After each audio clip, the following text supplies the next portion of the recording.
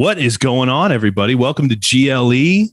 On today's show, we got a guy that brings an impressive 20-year track record of leadership in various industries and capacities, including finance, education, the nonprofit, philanthropic sector. Before joining Centric, which, Centric is a cool company. They're a company that really has the vision of replacing fiat currencies, traditional fiat currencies someday. And so I'm definitely excited to chat all things cryptocurrency today with Joel. Before he joined Centric, he built and led successful sales, marketing, distribution agency at World Financial Group. He's a board chair at Project Boon, and he really discovered Centric as an independent investor and is now the CEO, which is pretty cool, man. So, love talking to Joel. Have enjoyed every interaction with him thus far, and I just had to bring him on, share him with the GLE network. Joel Clelland, welcome to GLE. Thank you so much, Phil. It's great to be here. Great to have you, man. So you got a cool story. You got a wide variety of experience and experience building teams. So maybe just give us the once over of Joel Clelland and your story and your background. I know you're a musical guy, so I'm curious to hear all of that, man. Sure. So before I really, dove into the education sector, so we'll probably start there. I come from a life of music and service. Those are the two things that were always consistent with me. I've been involved in community service for over 30 years, been a musician all my life. And one of the places that I kind of felt like it was a formative career space for me was when I was a church music director. And so I coordinated choirs. I learned a lot about working with people there, and I spent a little over a decade just serving a church community as a music director. Wow. So yeah, it was cool. And that awesome, kind of, from there I moved into education, and I wouldn't say I was disillusioned, but not everybody in the education sector is quite as much of a dreamer as I am, I guess. And, I think there are people in every sector that have kind of, been run through the meat grinder, so to speak.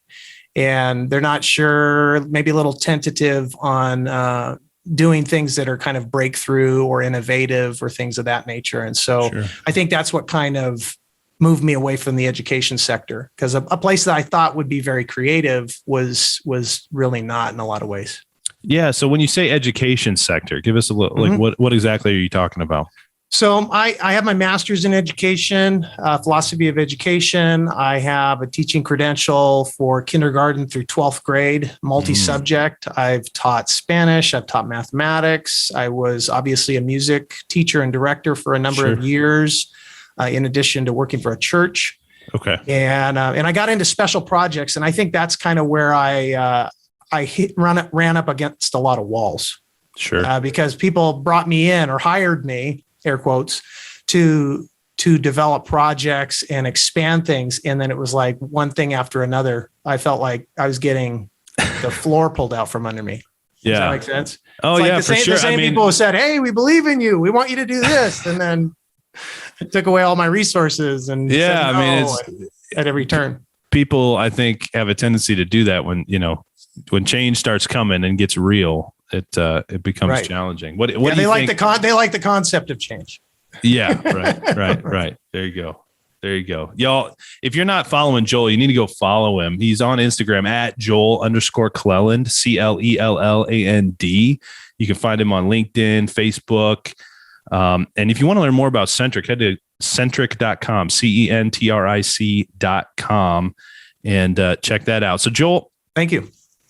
Cryptocurrency. How did I get from education to crypto or music? And yeah, man, such a wide variety, right? I've got an old article written about me that's titled "The Jack of All Trades" because I was in music. Nice. Yeah, but we also know the other part of that, master of none, right? Yeah, exactly. But with the unknown part of that phrase is oftentimes better than a master of one.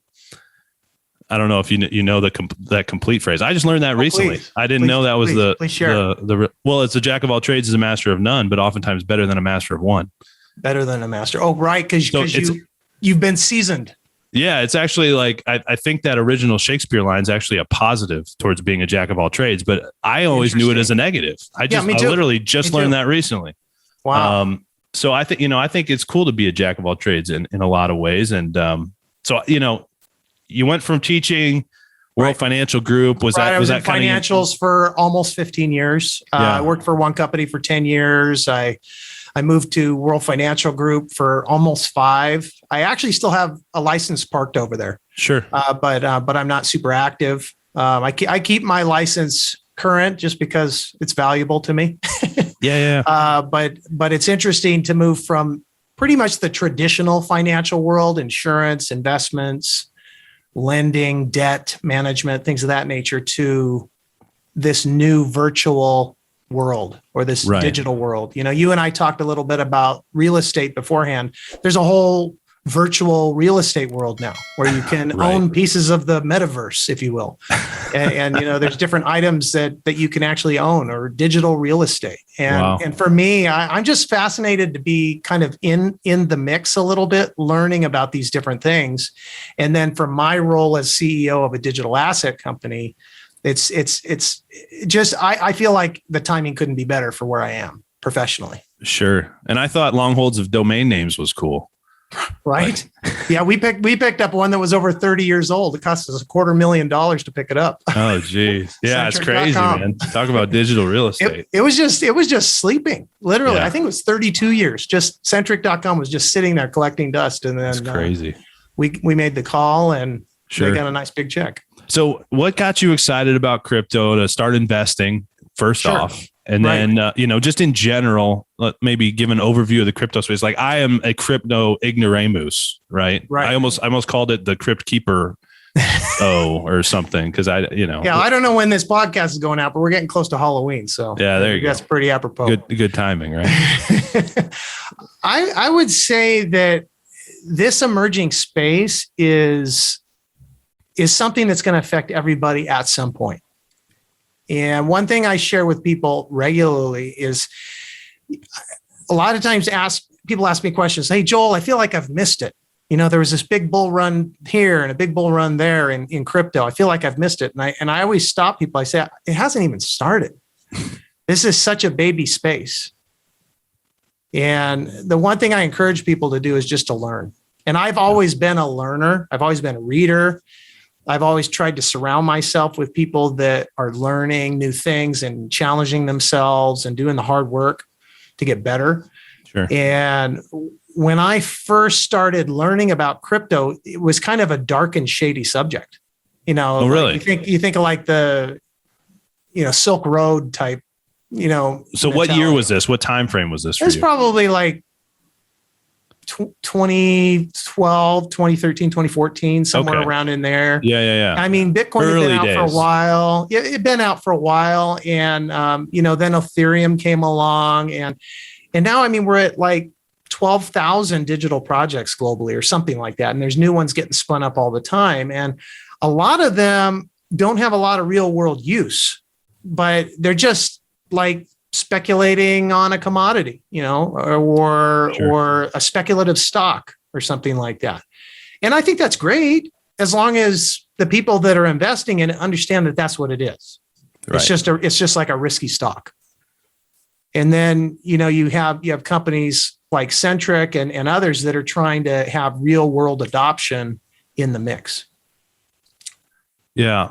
I've heard crypto, like, my understanding of the evolution, the birth of crypto was basically, how do we get digital cash? How do we create some sort of anonymous, thing that doesn't require some governmental control or some federal reserve? Peer to peer. Yeah, peer to peer, right? It's so huge in the space. Is that accurate? How would you describe crypto? And that actually even goes before Bitcoin. I mean, Bitcoin was just the most successful, but there was like 3 or 4 digital currencies before Bitcoin. Nobody's writing home to their parents about, but Bitcoin has been the one that's been the most robust. It's gotten the most, has made the most inroads. Mm-hmm. It's most successful. But if you read the original Bitcoin white paper, have you ever read it? I haven't, no. Yeah, have some coffee or your favorite beverage sometime, popcorn, and read through it. It's not that long. It's like 9 pages or something like that. But the original Bitcoin white paper, it really talks about peer-to-peer payments. peer-to-peer. Like, I want to send you, Phil, some money. So I do. What do we have? We've got Venmo. We've got Zelle. But even Venmo and Zelle have somebody in the middle, don't they? Right. They've got a third-party intermediary like a bank or a credit card company or something like that. And what Bitcoin maximalists, and I would call them just crypto futurists, because that's what I consider myself, as a crypto futurist. I believe it's the future of money. It's just another way for us to cut down on the middleman and focus on me and the people I want to do business with. Like, if I have a business, I have goods or services, my customers can just come to me directly. They don't have to go through a bank. That's going to save them money. It's going to save me money. When you think about like merchant services, basic merchant services, there's always some cost that the merchant has to pass along to their customers. Oh yeah, 100%. And are we at the place where crypto is as fast and efficient as current merchant services? Absolutely not. We've got a ways to go. Sure. Sending Bitcoin takes a while and it's expensive. Same thing with Ethereum and a lot of the other top 20 projects. Sure. Sending Centric is really fast, but it's got an expense attached to it, and not everybody is set up for it. Right. So I would say that the space still needs some time, but there are some ways that people are able to kind of start integrating crypto into their businesses and into their lives, especially if it's a preference for them. Because right now it's about the preference. We have traditional money or fiat, and we have crypto. Sure.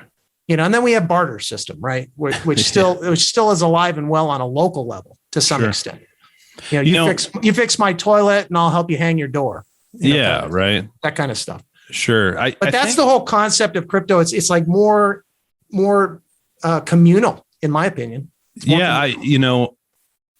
I think I may be unique in this. Maybe I was just ignorant as just a consumer, and now I've had, I have a little more of a producer mindset. But going around, like, you stop at a gas station, you got to pay $2 for something. It's like, they have some credit card minimum. And back in the day, it's like, man, I don't have cash. That's annoying. Now I got to spend like $2 or whatever. And I get frustrated. But, after I've used PayPal and other things and had like some transactions go across, I'm like, shoot, they just took 3% from me.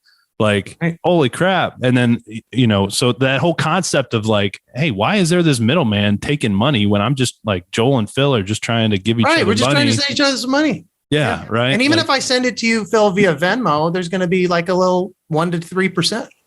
Yeah. And the nice thing is that with crypto payments, like, we're integrated with my crypto checkout, and that's the one we've been on the longest. And just yesterday, this press dropped, actually, we got dropped in with coin payments. And whereas, some of these other services might charge you 2 to 3%, some of these crypto payment gateways are zero cost. So when you think about it, that's a savings for everybody, long term. Yeah, for the business, it all and adds the consumer. 100%. All adds up. So the transactional time, I know that's been a challenge for some of the coins, and correct. So maybe talk about what Centric's doing. How is Centric unique and becoming maybe more transactional than some of these other coins that take minutes to transact? Right. So obviously, if we like to use terminology like lightning speed, things like that, because then that sounds more like a credit card. It just goes through really fast. And if you're inside the Centric network, it's normally really, really fast.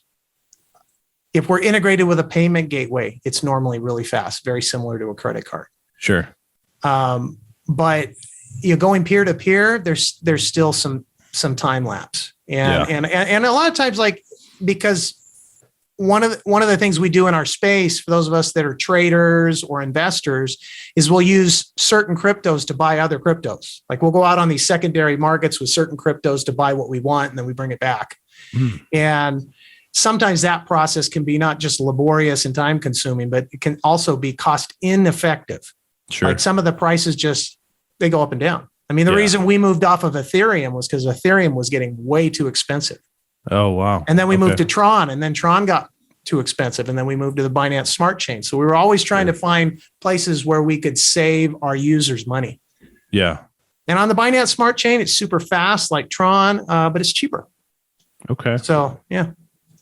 Well, very cool. Very cool. So if people want to learn more about what Centric's doing, centric.com is the place to go. What else is going on from a Centric perspective? Right. And well, just at centric.com, I would just encourage people to click the Learn tab and read the basics page. And then if you want to take a deeper dive, after reading the Bitcoin white paper, of course, right? You can read our white paper, which I think is super inspiring. And there's a couple other sections on the website I like, but our blog is really, really good. Lots of depth there. And then I actually have a YouTube channel. It was a pre-existing YouTube channel of the company, and it was just kind of sitting dormant. And so we spun it up as the Joel Clelland channel, and I've been dropping content for the last few weeks. Cool. And it's all educational. Sometimes it's things like this morning I was talking to a gentleman, super sophisticated, smart guy like yourself. And some of the stuff I was throwing at him, he's like, I never heard that. And I'm like, oh, cool. And so I did a video about it. Awesome. But it's normally things where like I come across in the marketplace, or I break down things in Centric protocol to try and make it easier for people to understand. Sure. That's the whole purpose of the YouTube channel. Yeah, education. Awesome. So make sure you go check out the YouTube channel, y'all. Joel Clelland YouTube channel. Joel, you're a father of 5. Yes, sir. Been married 24 years, man. That's impressive. I just had my first. Awesome. Yeah, I know. I saw 14 months, man. So I'm learning what it's like, right? I got a lot of appreciation for my parents in new ways than I did before, right? Yep. Talk about your experience as a dad, through your life as a marriage. What has that done for you and your career? So going back to when we had our first, who's now a freshman in college. Oh, wow. And I just remember when that kid came home from the hospital, I was like, this is so different now. It's just me and Peg for years. Right. And even during the pregnancy, it's like, I know it was uncomfortable at times for her, but yeah. It was a different game once the kids showed up. 100%. But it's interesting because every single one of those kids is so different. They have different passions, different things that they like and don't like. Sure. And I think just professionally, I know that certain companies I've worked with over the years have appreciated the fact that I'm a family man, because they know that I'm going to be more committed to the company. And so I would say that's probably part of it. But I'd say probably the larger piece is that I think I'm more empathetic and understanding of others because I'm a dad. 100%. Yeah. So whether they're the people that work with me, clients, partners in the marketplace, I think I've got more empathy. Right. More patience. Are you forcing your children into music lessons?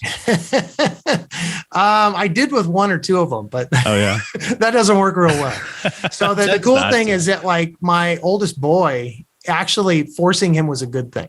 So having kids that are all a little bit different, they require different tactics. Mm-hmm. And with him, I think if we hadn't have pushed him and rode him pretty hard to get into music, he wouldn't be the person he is today. Yeah. And I think he's turning into an amazing young man. And a lot of it has to do with the fact that it was kind of the kicking and screaming. Sure. For the first few days and weeks, but then like he turned a corner. Wow. And it was like, now he's passionate about this thing. So my parents met in orchestra at the University of Missouri. Really? My mom has a degree in education, music education, and a master's in performance. And my dad was raised by 2 music teachers.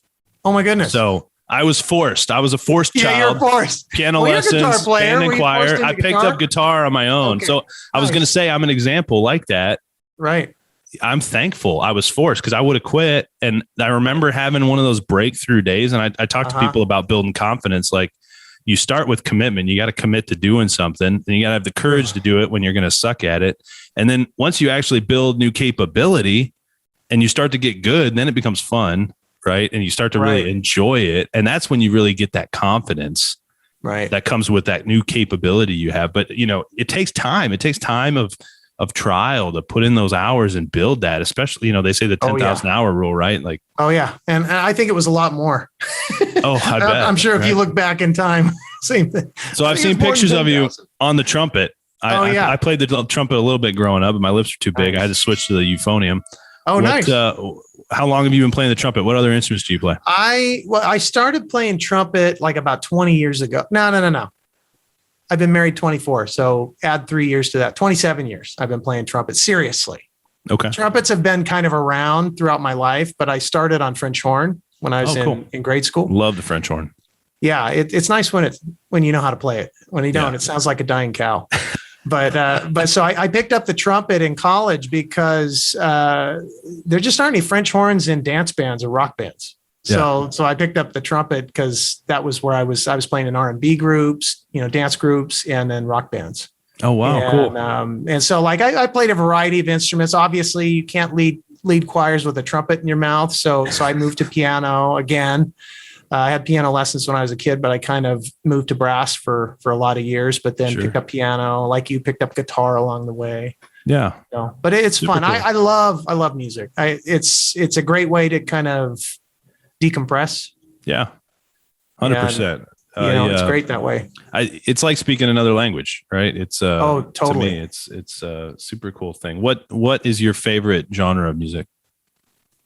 Do you have a favorite? That's always such an interesting question to ask. I played reggae and R&B and rock for a lot of years. So I like those styles of music, Caribbean, UK, like explosion, London rock and roll, like the Clash, the Rolling Stones, that kind of music. But it's interesting because I've played almost every style of music there is. Yeah. But you get me on one day, I'm like, I want to listen to Bob Marley for the next 5 days. That's cool.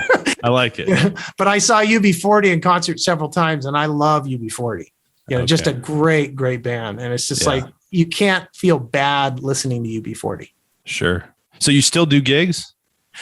Periodically. I do more studio work than I do live work. Okay.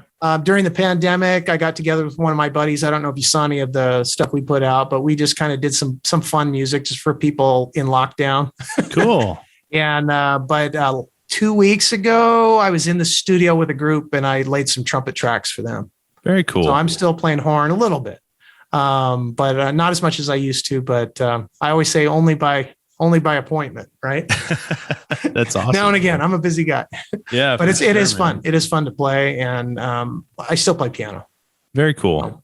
So what's up with Project Boon? Tell us a little bit about what Project Boon's doing. Okay, so Project Boon is an organization I've been involved with for probably 9 years. They're actually celebrating their 10-year anniversary at Thanksgiving this year. Oh, cool. And they try to meet the needs of people in the community that are food insecure. So we're mostly like we bring groceries to people. We feed people.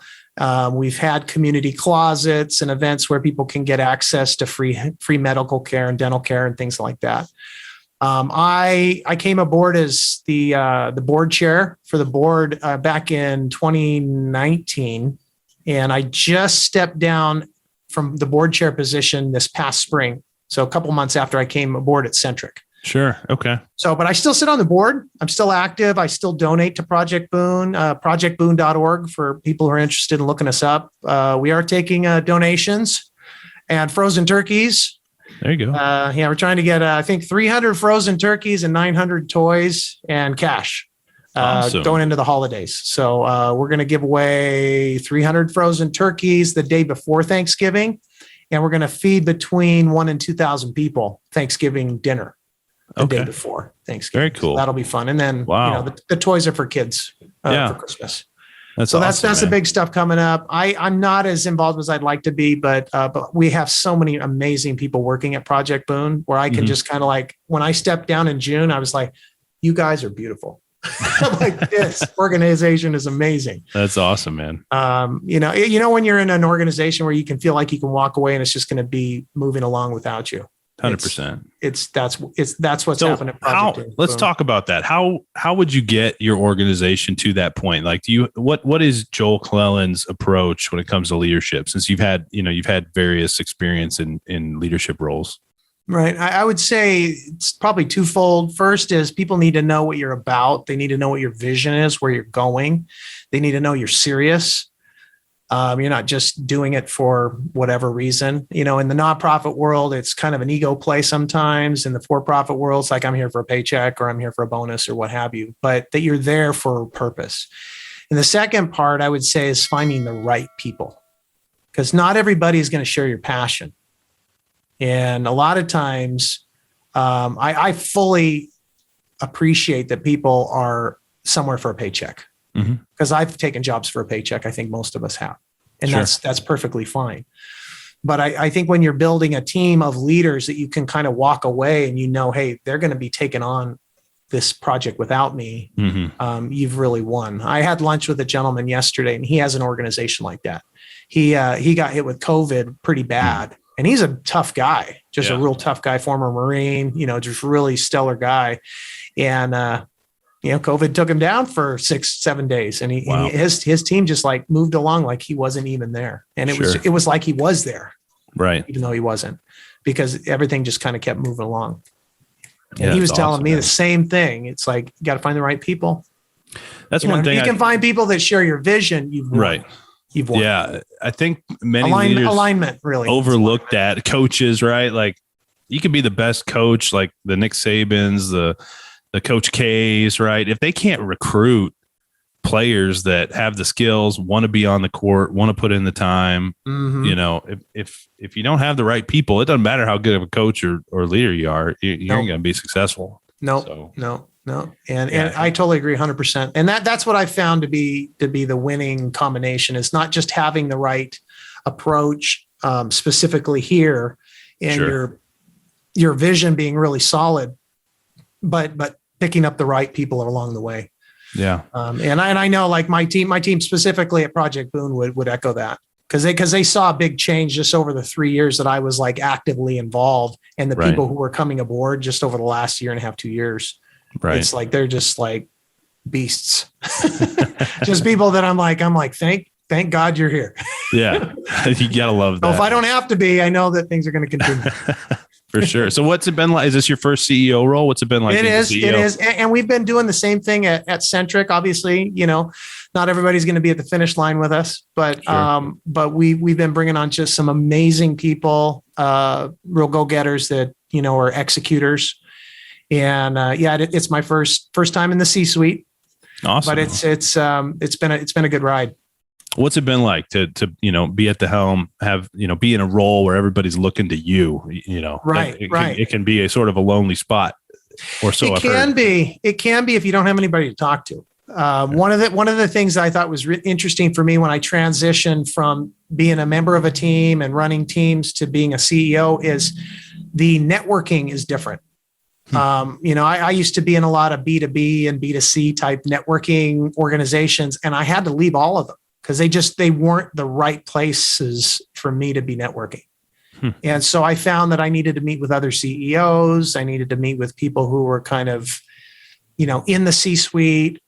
And I think that's probably been one of my biggest wins is figuring that out, that it didn't take me too long to do that. Yeah. So if I hear you correctly, making sure you're around the right people is a critical move. Like, absolutely. Don't be alone. Yeah. If you feel alone, you might be, and you need to reach out. You need to reach out, reach up, reach to the side, whatever it is. Sure. I mean, thankfully I've got a really solid team that I can connect with inside my company. But you got to be able to reach outside as well. Right. To people that do what you do. Yeah. I think it's critical. That's awesome advice, Joel. I think lots of people, maybe, I know I went through this. I kind of just accidentally ended up around whoever I ended up around, and wasn't really purposeful with my association for a lot of years. And what you're describing, like our relationship, right? We got connected when I started reaching out and purposefully associating with people like Tony Watley, right? And his society, right? And then you get connected with other people, and just having that network of strong go-getters like yourself, man, is just it's out of this world. I can't even tell you. Yeah, it is because you can't. I firmly believe it's really probably 1 in a million where people are able to just generate this on their own. Yeah, and nobody truly wins alone. I mean, that's really, really rare, I think. 100%.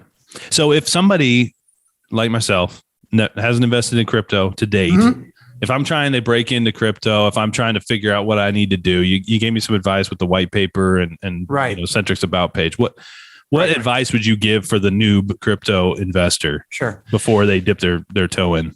Right. Or you dip your toe in.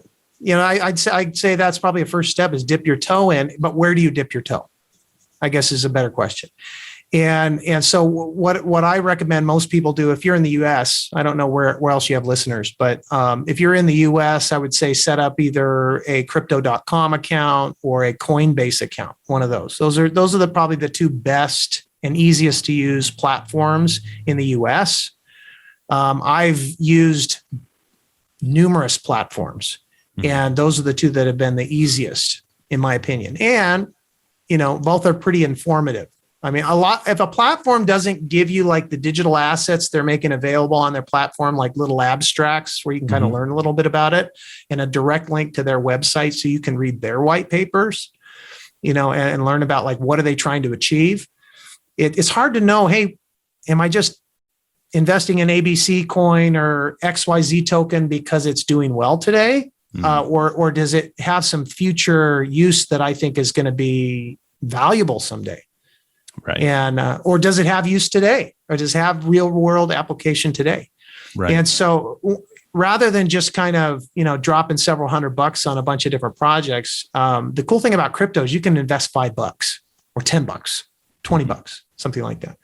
I mean, a lot of times what I do with people who are brand new to crypto, Phil, is I'll sit at their kitchen table with Coinbase open and I'll buy like $5 of Bitcoin right in front of them. I'll show them how it works. Or I'll buy, $10 of Ethereum and I'll just show them. Or I'll buy $5 of Dogecoin, or something like that. And if we have a little more time, then I'll show them how to get access to Centric. Yeah. It's still a little bit harder to get to. Cool. But we're lowering the barrier to that too, because we're turning on a credit card on-ramp. And that's going to be really helpful for our users. So what is that? So basically you'll be able to buy Centric with a credit card. Oh, dang. You can use, local currency attached to a credit card and get Centric. Right now, I think I kind of alluded to it. Like you have to use certain cryptos to get out to an exchange that has us, and then you pair it with Centric to get Centric. Sure. But we're gonna be lowering that barrier, and it's probably in days. We're days away, I think, from a credit card on ramp. Wow, it's pretty big. It's a big development for us. So like that, the ease of that type of a purchase is available now at crypto.com and Coinbase and places like that. I don't want to give you too many different exchanges, but those two are pretty good for Americans, right? So, but the, people can access, and like I said, $5, $10, $20. I mean, just kind of learn. Yeah. And Cointelegraph is pretty good. Their Coin Market Cap and CoinGecko. Those are all resources online where people, whether they're sophisticated or brand new users, can go just to learn. Yeah. And I think our website is excellent for learning too. Cool. Yeah. Awesome. Very cool. Yeah, man. So one question I like to ask my guests before we close episodes, I had this perspective. I think I got it from Gary Vee. It's basically, how cool would it be? You see these old pictures of your grandpa or your great grandpa in black and white, like, hey, cool. Right. I have this one picture of them, right? Like, how cool would it be to have hundreds and hundreds of episodes of your great great grandpa talking to cool people like Uncle Joe Clelland, right? That'd be badass. Like that'd be pretty sweet. Really cool. That'd be really sweet. With that vision in mind, thinking of where these cryptocurrencies are going, people will probably be swiping them or whatever, spending them with their microchip, hundreds of years down the road, and they'll be looking back on this episode. What would you want to leave them with today? I know that's put you on the spot question. Aren't you glad that your great grandfather invested in Centric? Right. There you go. Your great grandma. That's good. That's good perspective. Your great aunt got a couple bags of Centric. Aren't you glad that they did that and passed it down to you? I like it.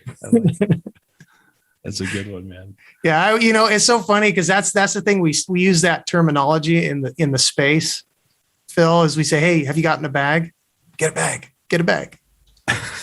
Get a bag. Get a $5 bag or a $10 bag, a $100 bag. Oh man, that's funny. So get a bag of Centric. I'm glad that your great great grandfather got a bag of Centric. There you go. I'm sure you are too. Good perspective, Joel. Hey, y'all, go follow Joel Clelland at Joel_Clelland on Instagram, Facebook, LinkedIn, Twitter. Joel Clelland, Real Clelland. Go to Centric's website. Check out what they're doing. Really cool stuff going on in the crypto space. That's centric.com/about if you want to learn more about what Centric's doing. And Joel's got some bio information on there too. I'm sure you can get a hold of him if you'd like to through there. Yep. Any other call to action things you want to leave the audience with today, Joel? No, I think that's it. Obviously for crypto users, crypto day traders, you're probably already aware of CNS and how to get it. If not, centric.com/guide is an excellent place to go. It's the getting started guide, and it shows you A to Z what to do to access Centric. Awesome. So centric.com/guide. And like I said, for people new to the space, if you're even remotely curious, just start reading. Yeah, I love it. Joel, thanks for coming on the show, man. I really appreciate it. It's always fun. For sure. And y'all have a great day. Go lead everything.